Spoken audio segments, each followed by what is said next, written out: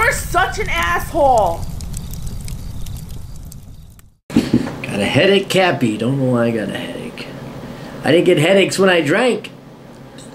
Hi, Aaron. I'm a 21-year-old, second year in the University of Toronto, doing a Bachelor's of Science in Statistics and planning to land a beginning job in actuary. 2 years ago, I got into 3 architecture schools in the U.S., but I didn't enroll because there are not a lot of jobs in architecture. After taking intro courses in each university subjects, I realized my true passion is still in architecture, the design part, and I want a career in it. Well, too bad for you. You're not going to have one. Not in actuarial science. Actuarial science is just for the money. No, really? You mean the actuaries and all the stats and the math and that exciting career, that's just for the money? I thought it was for for calculating correlation coefficients and alphas. Oh. There's no way to go back to architecture school to become an architect because all jobs in architecture require a license, ARE, that's the abbreviation for it. And the license require a BA in architecture or a master's in architecture. Diplomas can't do to register. And employers are strict on the license. Even later in my life, if I wanted to start in an architectural firm, the ARE license is necessary. Info you might need, true in US, similar in Canada. Choose either a bachelor's in architecture, 5 years, or a master's in architecture, 5 years. Then 2 years plus IDP, intern development program. Oh, is that where you're a wage slave? Or you're not even going to get a wage, you're just a slave for the architecture firm? And then another 2 years to pass the ARE exam in order to become an architect. Any job related to architecture, such as interior design or landscape architecture, require a bachelor's in architecture or related bachelor too. Question: which of the 2 options should I choose? Or if you have a better option, should I have enrolled in architecture 2 years ago? No. 1. Take only the first 3 actuarial exams, about 13 in total, to become a fellow, but I'm not planning to get there, which is required to do beginner work in most firms, and then get a low-paying actuarial job to put food on the table. Meanwhile, drop my BS in statistics and transfer to architecture school. Dude, you're not going to be able to land a job in actuarial science or insurance companies without a degree in actuarial science.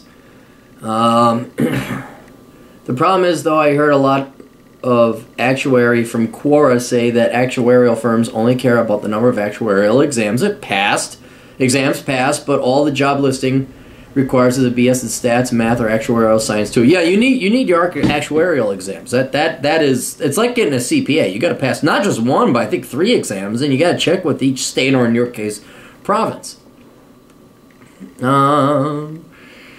I don't know which is right, but if the former is true, it would save me 3 years of time, 2 years to finish stats a degree, plus 1 year to take bullshit courses again for the master's in architecture.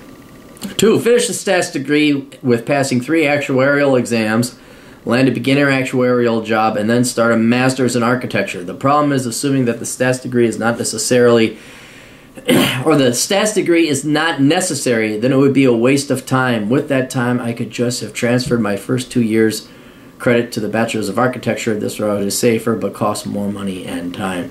Like your attitude, John. Okay, well, thank you, John. John, look, my best friend, the talented Mr. Lee, is hands down the best architect and artist I've ever known. He is constantly poor.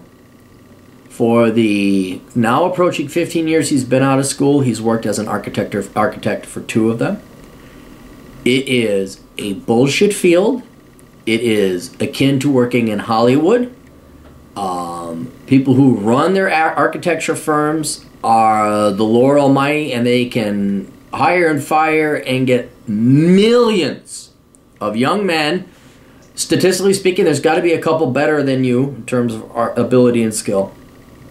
And it is just a shitty field to get into. If I were you, what I would do, let's first tell what the Clary plan, option number 3. You're not going to become an architect going to school. You're just not. And you're going to lose a ton of money.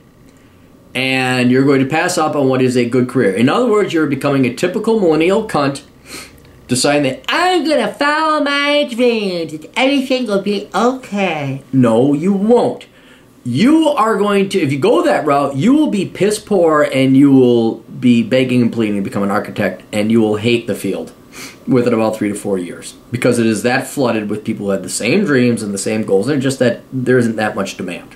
Okay, so there's that.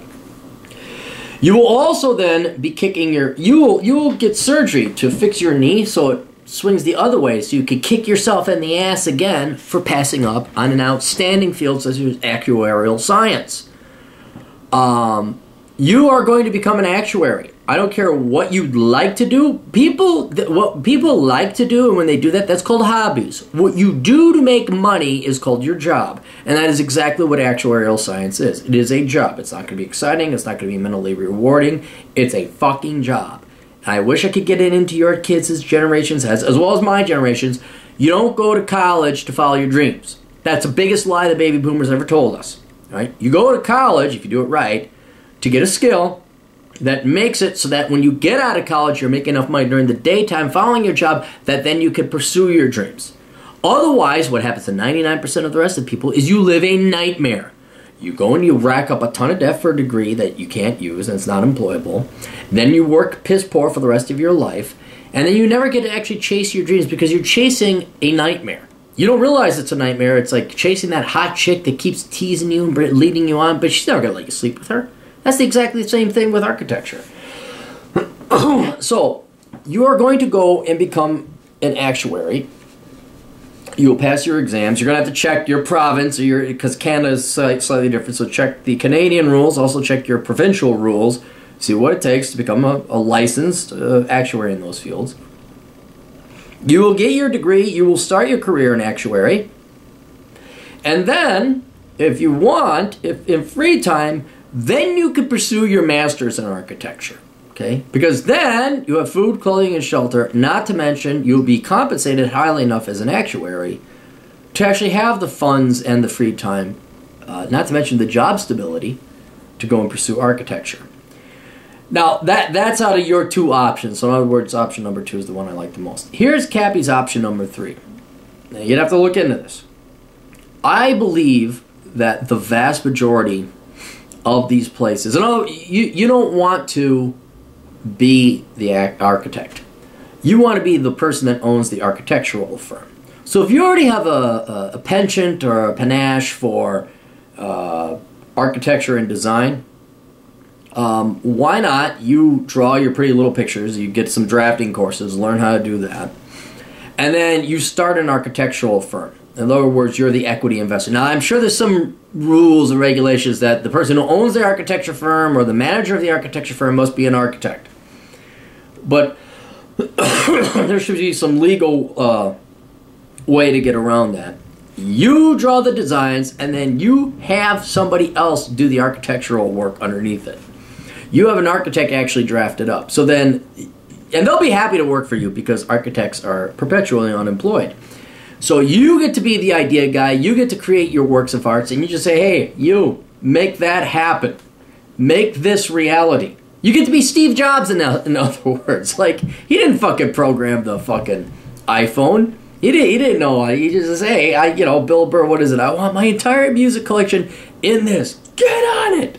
You want to be Steve Jobs. You don't want to be the fucking nerd working on that shit and actually doing hard work. So you will become an actuary and then pursue architecture as a passion, as a hobby, as a leisure. You will enjoy it. And if you're going to make money at it, I recommend you go the entrepreneurial route.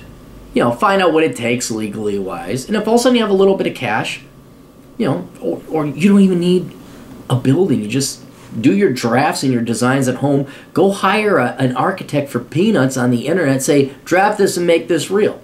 Put up a website saying, Bob's Architectural Hut.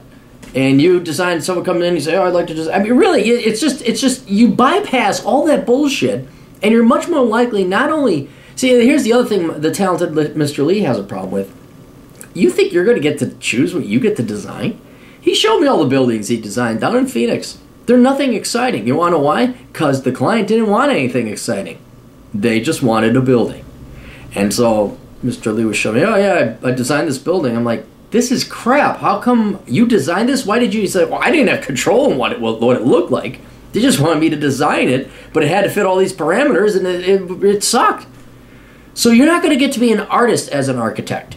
You're going to draw what people want you to, and you're going to build what people want you to, unless you're the head of the architectural firm. And then you can go and make your fancy stuff, and then, seriously, in the architectural world and the art world in general, none of them have any good business acumen. None.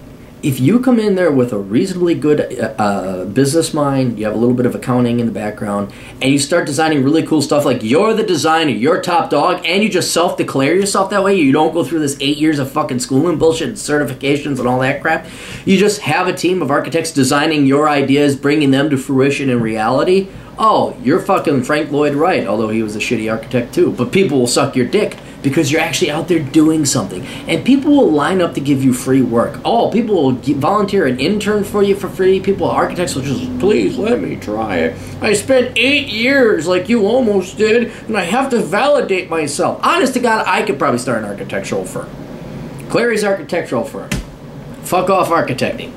And then people would apply, they'd be desperate. Okay, I want a water tower the size of my penis. Or not the size, the shape. I mean, a water tower wouldn't be big enough, but the size, shape of my penis. There'd be people lined up to do it for me, and I wouldn't have to do jack shit. So that's what I do. Start an architecture firm, start bidding on government projects. You're a minority, I notice. Go ahead, play that rule. Go ahead, get some government contracts. And then just make sure you can do it legally, and then hire architects to do your work. To not do your work. You do the design, they make it come to fruition. So anyway, that's the old captain's idea. That's all I got. So anyway, hope that helps out. Best of luck to you. Toodles.